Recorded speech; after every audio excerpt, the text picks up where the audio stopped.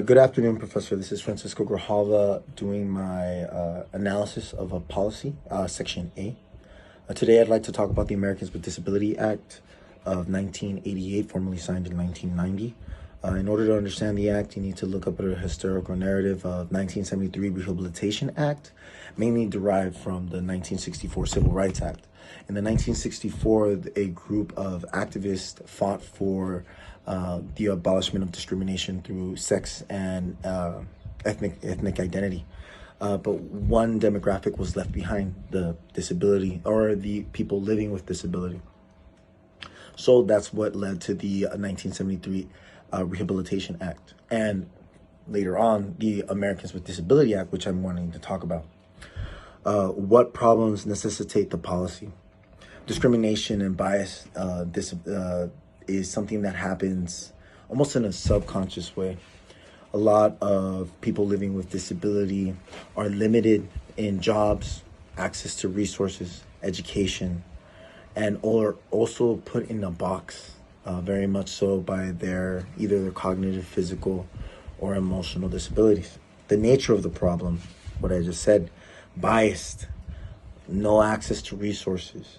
If you're suffering with impoverishment, you are not able to expand on certain aspects that you might be able to, but you just need more help or more modalities or tools. How widespread is the problem? Disability does not discriminate. You can have a disability at any age of your life. You can be born with a disability, or something can happen in life that you will attain a disability. You can get it with physical, emotional, or social, however it might come, if it does come. But in general, if you live a long and lengthy life, you will have one form of a disability.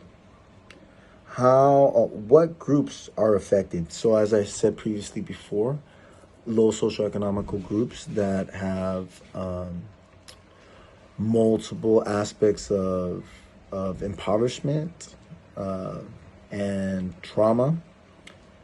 Also, generational trauma is something that it affects many youths that I actually work with an emotional disability. What groups are known or suspected causes of the problem? So the suspected problem is a social dynamic, creating individuals' identity based off of their disability, not looking at the individual as the person who they are, but just looking at them as the disability themselves instead of a person living with a disability.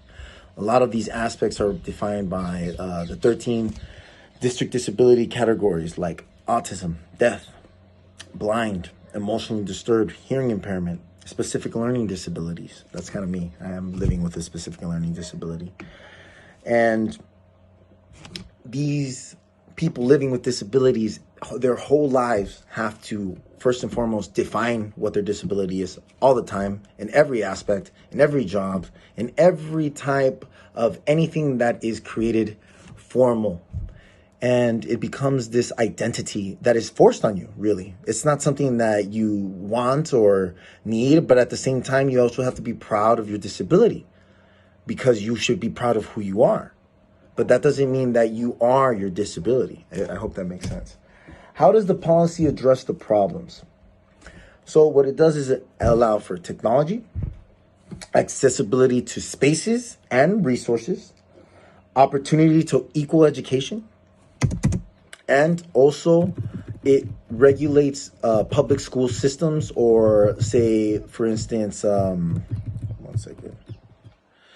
enforces of policies, so equal employment opportunities, Department of Transportation, Federal Communication and Commissions, Department of Justice, Department of Education, Department of Health and Human Services, etc. All these